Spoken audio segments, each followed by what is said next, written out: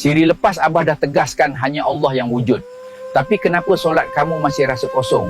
Hari ini Abah kongsikan rahsia rukun 13 mengikut kacamata makrifat. Kita mula dengan niat dan berdiri betul. Rukun pertama adalah niat, iaitu makam qasad dan kehendak. Dalam kitab Ihya Ulumuddin, Imam Ghazali sebut niat itu adalah gerak hati. Tapi dalam kacamata hakikat, Syekh Abdul Qadir Al-Jailani dalam Sirul Asrar menghuraikan niat itu sebagai mati sebelum mati. Maksudnya apa? Sebelum kamu solat, kamu kena matikan segala kehendak dunia, matikan kepentingan diri dan fokus hanya pada Allah. Hakikatnya, kamu kena sedar yang kamu tak ada daya pun nak niat solat kalau bukan Allah yang mengerakkan hati kamu. Kamu mengaku, ya Allah, aku ini tiada, hanya Engkau yang berkehendak atas diriku untuk menghadapmu.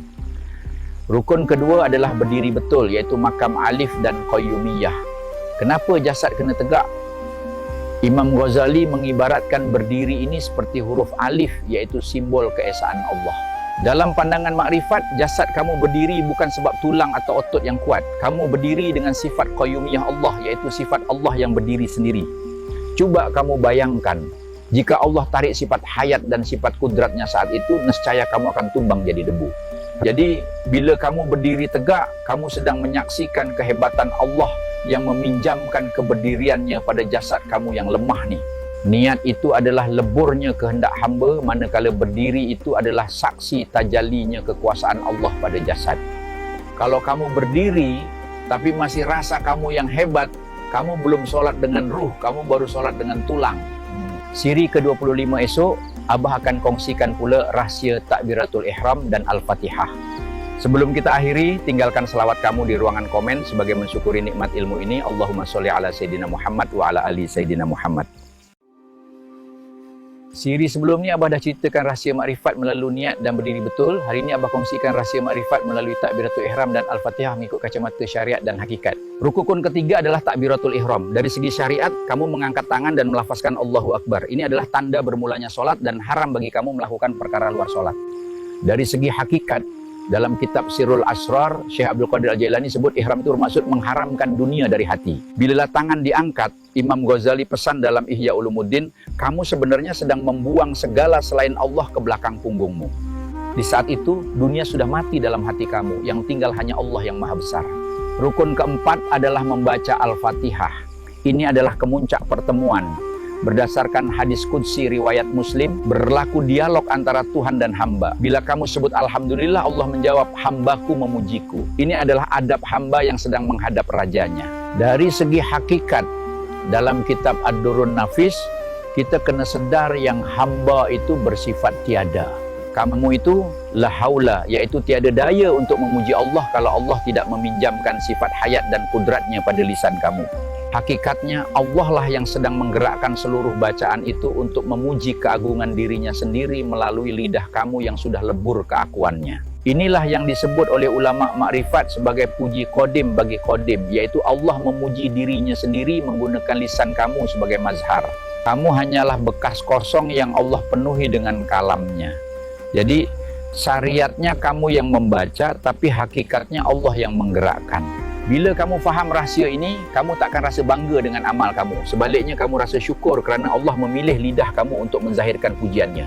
Bila kamu dah faham rahsia wahdatul wujud dalam rukun, barulah kamu dapat merasai khusyuk solat itu. Siri selepas ni, Abah akan kongsi hakikat rukuk dan iktidal. Sebelum kita akhiri, tinggalkan selawat kamu di ruangan komen sebagai mensyukuri nikmat ilmu ini. Allahumma sholli ala Sayyidina Muhammad wa ala ali Sayyidina Muhammad. Siri sebelum ni Abah dah kongsikan rahsia takbiratul ihram dan al-fatihah. Hari ini Abah bawa kamu masuk ke rahsia rukuk dan iktidal, iaitu saat di mana keakuan kamu harus hancur supaya yang tinggal hanya Dia. Rukun kelima adalah rukuk. Bila kamu mula membongkokkan jasad, rasakanlah tulang-tulang kamu itu sedang lebur. Syariatnya, tangan memegang lutut, lisan menyebut subhana rabbiyal azim. Dari segi hakikat, rukuk ini adalah makam matinya keakuan. Syekh Muhammad Nafis dalam kitab Ad-Durrun Nafis mengajar kita bahawa saat jasad menunduk, pandangan hati wajib menafikan segala daya makhluk. Rasakan saat itu, kamu sedang memulangkan kembali gagah kamu kepada Tuhan punya segala kegagahan. Rasakan dalam hati kamu, ya Allah, aku ini tiada. Mana mungkin si tiada ini punya kekuatan untuk rukuk kalau bukan Engkau yang menarik urat sarafku. Menangislah saat rukuk itu kerana kamu sedar selama ini kamu sombong. Di saat jasad separuh rebah, biarlah ego kamu ikut rebah ke bumi. Bila kamu bangun dari rukuk, kamu masuk ke rukun ke-6 iaitu iktidal. Syariatnya adalah dengan tegak semula beserta tumakninah. Dari segi hakikat, inilah makam syuhudul af'al, iaitu menyaksikan perbuatan Tuhan pada dirimu. Bila lisan menyebut sami Allahu liman hamidah, rasakanlah getarannya. Allah mendengar pujiannya sendiri yang dipinjamkan ke lidahmu. Lihatlah siapa yang menegakkan jasadmu yang lemah tadi. Syekh Abdul Qadir Al-Jailani dalam Sirul Asrar menyebut, berdiri itu adalah rahsia sifat al-hayat. Kamu berdiri bukan dengan kekuatan kaki, tapi kamu berdiri kerana dipapah oleh sifat al-qayyum. Rasakan betapa kerdilnya kamu, ibarat sehelai daun kering yang ditiup angin. Kamu tegak kerana iradatnya. Tanpa dia, jasadmu hanyalah bangkai yang kaku. Jadi rukuk itu adalah saat kamu menghinakan diri, dan iktidal itu adalah saat kamu menyaksikan kebesarannya. Bila keakuan kamu dah mati dalam rukuk, dan hanya dia yang kamu nampak dalam iktidal, barulah kamu layak untuk jatuh sujud.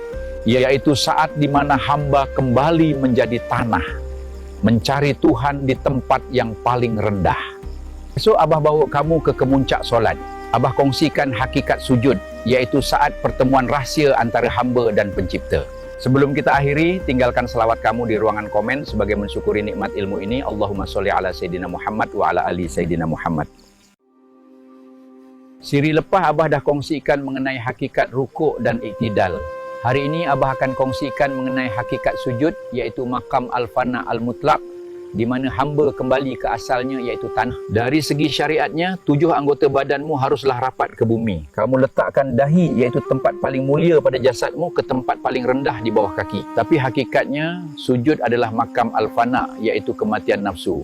Syekh Muhammad Nafis dalam kitab Ad-Durrun Nafis menegaskan, saat sujud itulah kamu wajib menyaksikan bahawa jasadmu itu sebenarnya adalah tanah. Bila dahi mencecah bumi, rasakanlah seolah-olah setitik air, iaitu diri kamu sedang terjun masuk ke dalam lautan yang luas. Air itu tidak hilang, tapi dia lebur dalam lautan. Di saat itu, kamu tidak lagi melihat diri kamu yang sujud, tapi kamu hanya syuhud, iaitu menyaksikan kebesaran Allah yang meliputi segalanya. Kamu sujud bukan dengan dahi, tapi dengan ruh yang sudah tidak nampak lagi dunia.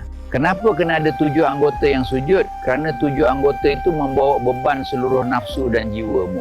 Bila kamu sujud, hakikatnya kamu sedang meleburkan segala akuan dalam dirimu. Nafsu yang jahat seperti amarah, kita sujud untuk mematikan kejahatannya. Manakala nafsu yang mulia seperti kamilah, kita sujud untuk mematikan rasa keakuan kita terhadapnya.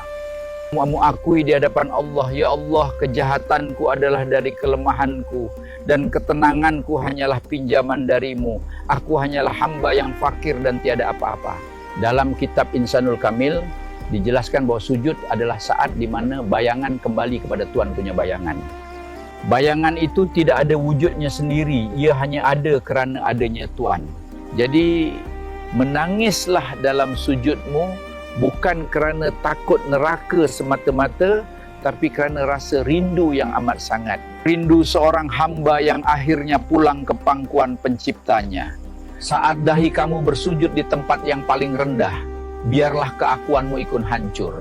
Barulah kamu akan temui Dia yang maha tinggi. Esok Abah akan kongsikan rahsia duduk di antara 2 sujud di saat hamba yang hina dipujuk dan diampunkan. Sebelum kita akhiri, tinggalkan selawat kamu di ruangan komen sebagai mensyukuri nikmat ilmu ini. Allahumma sholli ala Sayyidina Muhammad wa ala ali Sayyidina Muhammad. Semalam Abah dah kongsikan mengenai hakikat sujud. Hari ini Abah kongsikan hakikat duduk antara 2 sujud. Rukun ke-8 ini adalah makam al-baqa, iaitu kekal dengan Allah. Bila dahi diangkat dari bumi, kamu bangun membawa jiwa yang sedar bahawa jasadmu hanyalah wadah. Kamu hidup, tapi hidupmu bukan lagi dengan nafasmu, melainkan dengan hayat Allah. Kamu gerak, tapi gerakmu adalah kudrat Allah. Duduk antara 2 sujud ini bukan tempat rehat bagi jasad yang penat bersujud. Dalam ilmu hakikat, bila kamu sujud tadi, kamu sudah mematikan diri. Kamu kosong, kamu lebur. Ibarat sebiji gelas yang sudah kamu buang segala air kotornya, sekarang gelas itu sudah bersih. Allah suruh kamu bangun duduk sebab Allah nak mengisi gelas yang kosong itu dengan sifat-sifatnya. Inilah makam al-baqa. Kamu hidup semula, tapi kamu hidup bersama Allah. Kamu duduk iftiras bukan sebagai dirimu lagi, tapi kamu duduk sebagai hamba yang sedang menadah cahaya kebesarannya melalui 8 rintihan keramat ini. Rabbighfirli, ya Allah, hapuskanlah dosa keakuanku. Ampuni aku kerana pernah merasa diri ini wujud tanpamu. Warhamni, hidupkan ruhku dengan nur rahmatmu. Jangan biarkan aku mati lagi dalam kelalaian dunia. Wajburni, tampalah kehinaan sifatku dengan kesempurnaanmu. Aku ini cacat, maka cukupkanlah aku denganmu. Sarfakni, angkatlah makam syuhudku. Biar mataku memandang dunia, tapi hatiku sentiasa memandangmu. Warzukni, rezekikan aku dengan ma'arifatullah, yaitu lazatnya merasai kehadiranmu yang meliputi sekalian alam. Wahdini, peganglah hatiku dengan hidayat al-haq. Jangan biarkan aku berpaling lagi kepada selain engkau. Wa'afini, selamatkan batinku daripada syirik khafi, yaitu rasa diri punya daya dan punya upaya. Waqfu anni, padamkanlah seluruh kewujudanku. Biar lebur aku dalam kemaafanmu, sehingga yang tinggal hanya engkau. Jadi, duduk iftiras itu adalah saat penyucian dan pengisian. Kamu bangun dari sujud dalam keadaan kosong, yaitu fana. Dan kamu duduk untuk diisi dengan cahaya kesedaran. Nikmatilah saat Allah sedang membalut ruhmu sebelum kamu sujud semula untuk kali kedua. Esok, Abah akan kongsikan rahasia sujud kedua dan tahiyat akhir saat hamba duduk memberi salam kepada kekasih Allah. Sebelum kita akhiri, tinggalkan selawat kamu di ruangan komen sebagai mensyukuri nikmat ilmu ini. Allahumma sholli ala Sayyidina Muhammad wa ala ali Sayyidina Muhammad. Siri lepas Abah dah kongsikan rahsia mengenai duduk antara dua sujud, iaitu penyucian dan pengisian hamba. Hari ini Abah akan kongsikan pula rahsia sujud kedua, duduk tahiyat akhir beserta lafaz. Mengikut kitab Syiarus Sholikin, sujud pertama adalah untuk kamu tinggalkan dunia. Tapi sujud kedua ini adalah untuk kamu mematikan diri sendiri. Kamu bersujud sekali lagi untuk pastikan tiada lagi rasa keakuan yang tinggal. Di sini kamu benar-benar lebur. Setelah itu, kita masuk ke bab tahiyat akhir, yaitu hakikat mikraj dan pemulangan sifat. Sekarang, kamu duduk menghadap dalam makam musyahadah. Inilah mikraj bagi orang mukmin, mengulangi dialog keramat antara Rasulullah dengan Allah.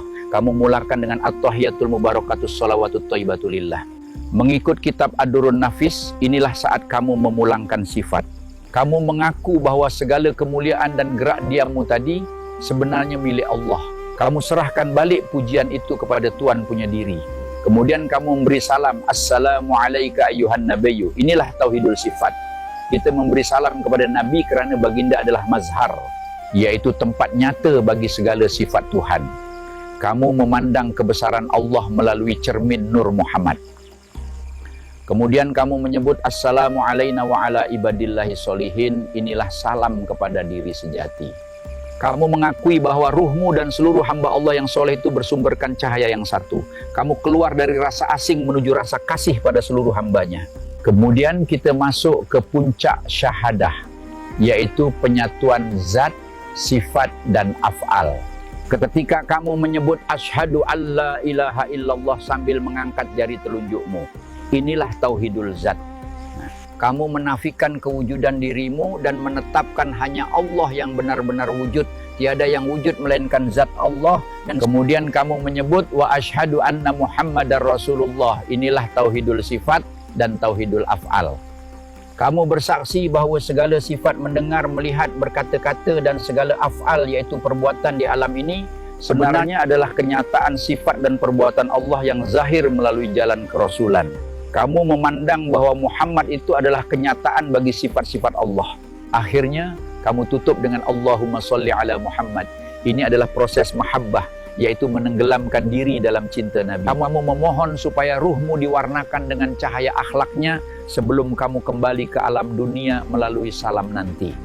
Esok Abah akan kongsikan penutup perjalanan rahsia rukun 13 ini melalui rahsia salam dan tertib. Sebelum kita akhiri, tinggalkan selawat kamu di ruangan komen sebagai mensyukuri nikmat ilmu ini. Allahumma sholli ala Sayyidina Muhammad wa ala ali Sayyidina Muhammad. Siri lepas Abah dah kongsikan mengenai hakikat sujud kedua dan tahiyat akhir. Hari ini Abah akan kongsikan pula rahsia dua rukun terakhir, iaitu salam dan tertib, sekaligus menutup perjalanan rahsia rukun 13 ini.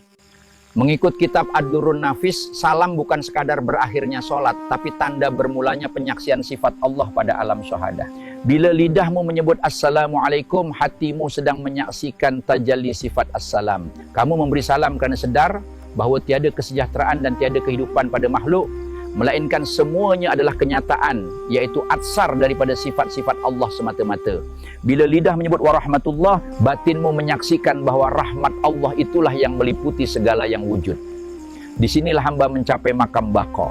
Kamu kembali berurusan dengan makhluk, tapi pandangan hatimu tetap syuhud kepada sifat-sifat Allah yang sempurna pada setiap kejadian. Kamu melihat wajah makhluk, tapi yang kau rasa adalah kehebatan pencipta yang zahir pada setiap ciptaannya. Kemudian kita masuk pula pada rukun terakhir, iaitu tertib. Mengikut kitab Ad-Durrun Nafis, tertib itu adalah makam syuhudul wahdah fil kasrah, iaitu menyaksikan yang satu pada yang banyak.